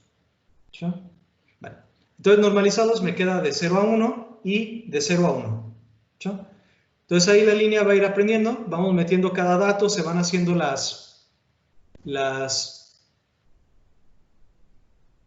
versiones hasta que va a quedar ahí, ¿vale? En este caso no salió tan linealmente separable, va a quedar ahí oscilando, pero va a aproximar bien ese conocimiento de quién tiene sobrepeso y quién no. ¿Están de acuerdo?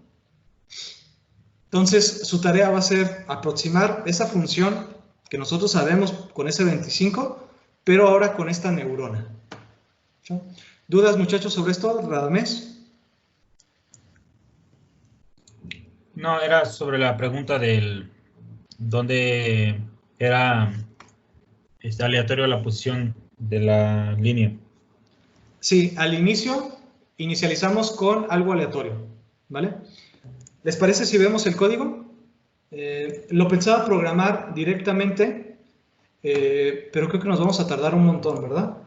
Y para no quitarles más tiempo, lo voy a abrir. Yo ya tengo muchas de las prácticas que les voy a enseñar programadas y las tareas también las estoy haciendo yo. Entonces, ahí les va. Este código ya está en mi GitHub, lo pueden ver, no es necesario que lo vayan programando, ¿vale? Entonces vamos a empezar a programar, ¿hecho? Voy a utilizar como bibliotecas NumPy y Matplotlib. NumPy es para álgebra lineal, ¿hecho? Y Matplotlib es para dibujar, ¿ok? Entonces, corro esta línea. Esto de Colab, que es donde estoy trabajando, es como los libros de Jupyter, ¿vale? Pero ya tiene todas las bibliotecas que ocupamos. Con esto no van a tener que instalar nada, pero no se corre en su computadora, se corre en los servidores de Google. ¿Sí? Vale, muchachos, aquí tengo mi clase Perceptron. A esta neurona, por el algoritmo, se le llama Perceptron. Entonces, cuando escuchen Perceptron, se refieren a toda la neurona, más el algoritmo de aprendizaje. ¿Sí? Bien, entonces, ¿qué atributos tiene esta clase? Pues va a tener los pedos sinápticos, el sesgo, ¿vale? Y el factor de aprendizaje, ¿vale? La eta. ¿Sí se alcanza a ver bien? No sé qué también esté la definición. Sí, se ve bien. Vale. De todos modos, ahí tienen el código. Entonces, voy a inicializar de manera aleatoria, se fijan aquí, un vector de n entradas, de manera aleatoria. Esto me va a dar un vector con numeritos entre 0 y 1, y lo voy a reescalar para que estén entre -1 y 1. ¿Están de acuerdo? Entonces, esto es un vector aleatorio cuyas componentes van a estar entre -1 y 1. ¿Vale? Los pedos sinápticos los inicializamos así. El sesgo también va a ser un numerito aleatorio entre -1 y 1. ¿Sí? Siempre hay que inicializar aleatoriamente. Cualquier cosa que no sea así, van a sesgar el aprendizaje. ¿Sí? Y bueno, el factor de aprendizaje que nada más lo paso, ¿vale? En redes neuronales tenemos dos pasos normalmente tenemos la predicción, cuando utilizamos la neurona solo para hacer predicciones, y el entrenamiento, ¿vale?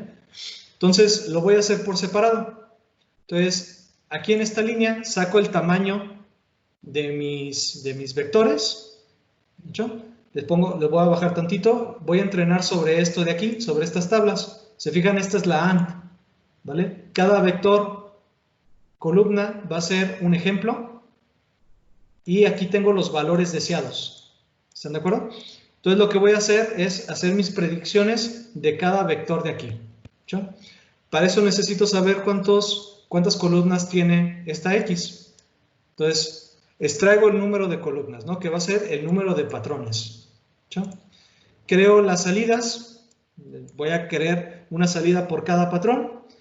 Y si se fijan, aquí voy a estimar cada salida. Entonces, este ciclo for me va a recorrer cada uno de los patrones y voy a multiplicar esa columna con los pedos sinápticos y le voy a sumar el sesgo.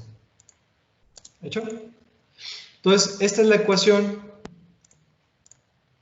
que ya vimos desde acá. Es esta ecuación de aquí. ¿Hecho? Nada más que aquí estoy obviando el paso de la z. Entonces, a mi x la multiplico por w, le sumo b y lo paso por la función. ¿Vale? Entonces, eso es el primer paso. Y el segundo paso de pasarlo por la función es este de aquí, ¿no? Si es mayor o igual a 0, le doy el valor de 1.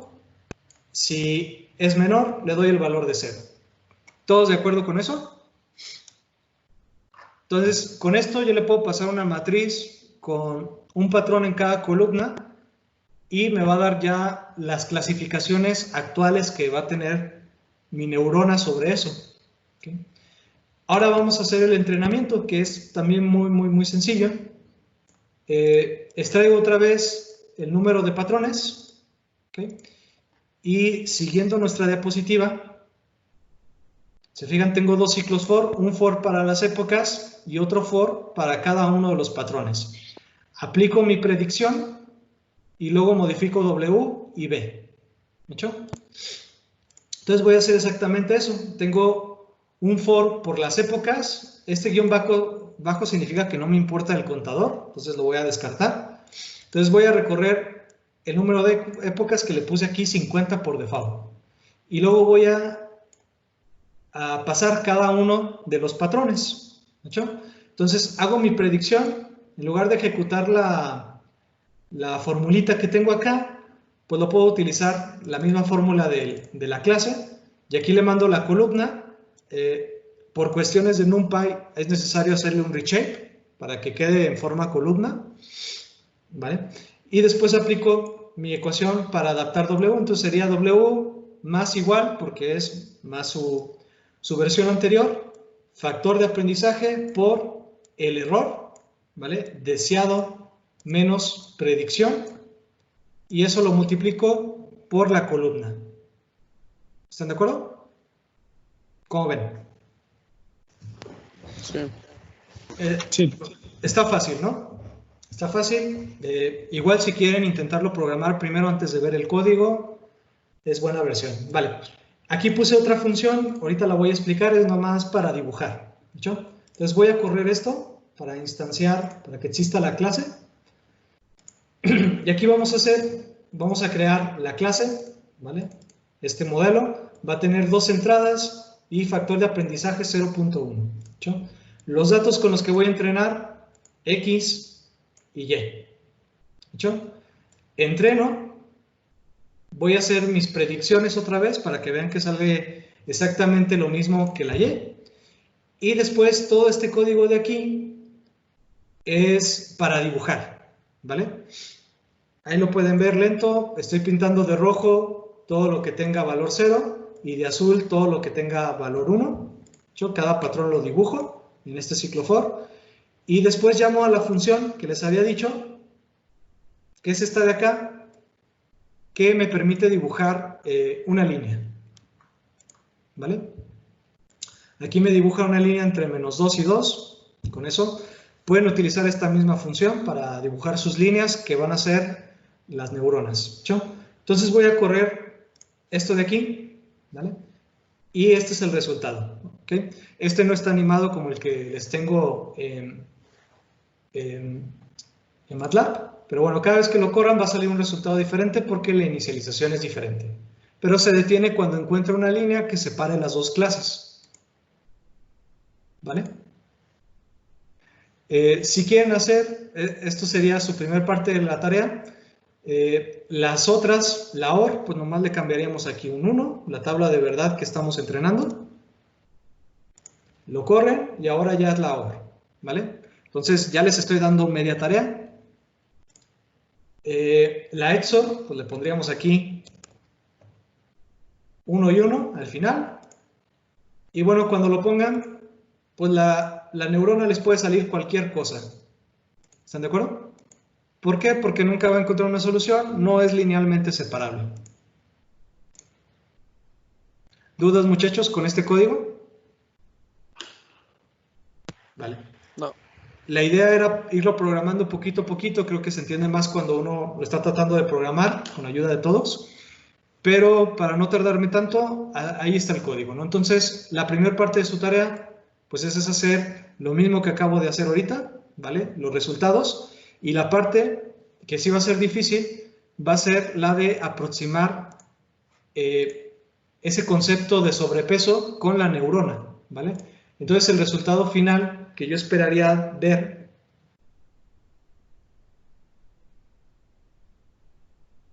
sería lo que me dé la iteración final, ¿vale? ¿Dudas, muchachos, de cómo hacer la tarea? No quiero meter muchos spoilers. Entonces, la tarea es... Entonces... Ajá. A ver, primero Juan, si quieres. La tarea es lo de la completar los ejercicios de la OR, la XOR. Bueno, la XOR no creo que no va a funcionar. Ajá, Y exactamente. hacer la aproximación de cómo quedaría el ejercicio del sobrepeso. Sí. Para el sobrepeso, ustedes van a tener que fabricar los datos. Aquí en la XOR y todas estas, pues están muy fáciles, ¿no? Pero aquí pueden ustedes generar, no sé, 30 individuos, inventarse masas y estaturas, y con eso pasarlos por la regla del índice de masa corporal y calcular esta clasificación de ceros y unos. ¿Están de acuerdo? Entonces, ahí lo que quiero que ustedes desarrollen es, ya saben muy bien lo que debe de hacer su neurona, deben de crear el dataset, ¿vale? El código de la neurona ya está hecho, ¿vale? A la neurona no hay que moverle nada, pero los datos sí hay que hacerlos bien. Entonces, hay que hacer los datos y hay que normalizarlos. ¿Hecho? Vale, los podemos generar igual de forma aleatoria, ¿no? Como lo estaba haciendo en MATLAB. Exactamente. Yo utilicé desde 40 hasta 180 kilos, unos 120 kilos, y alturas como de 1 metro a 220, ¿no? Entonces generas personas aleatorias, normalizas esos datos y ya lo metes a entrenar, ¿no? Sabiendo que quién es quién, ¿vale? Sí. Creo que es bastante sencillo, ¿no? Siempre, muchachos, voy a tratar de darles ejemplos con códigos para que vean cómo se programa.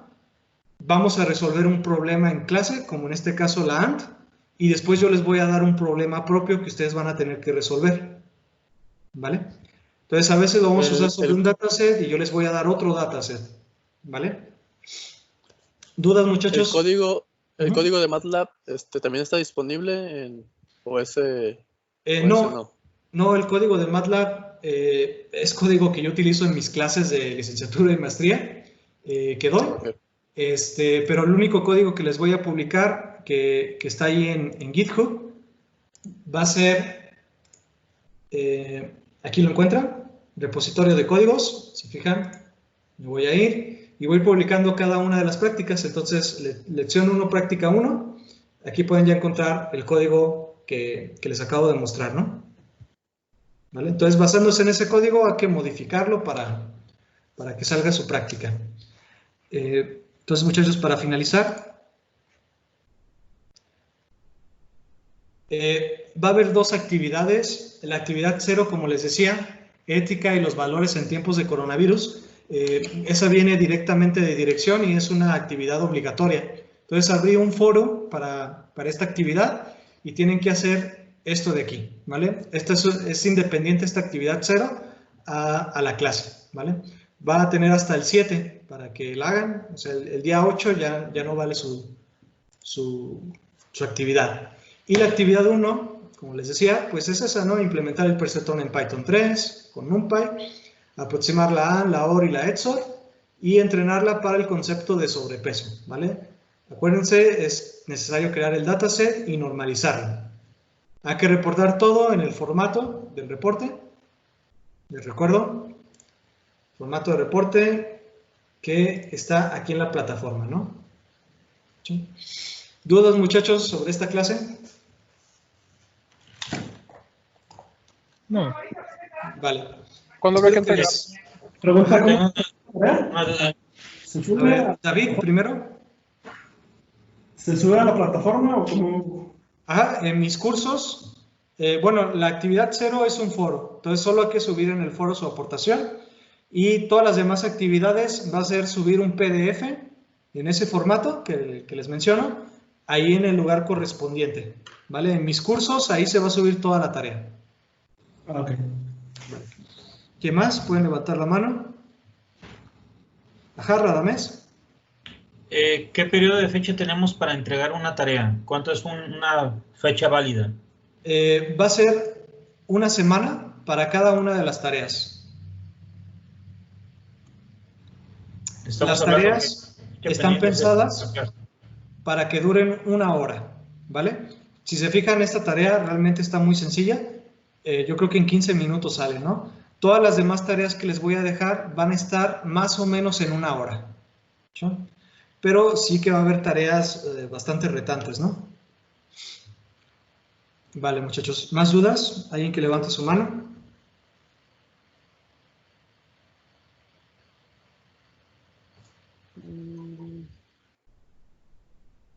¿Va? Parece que no. Va, muchachos, espero que les haya gustado nuestra primera lección. Vamos a ir complicando esto cada vez más hasta las aplicaciones que les mostré, ¿vale? Detección de objetos, procesamiento de lenguaje, ¿ok?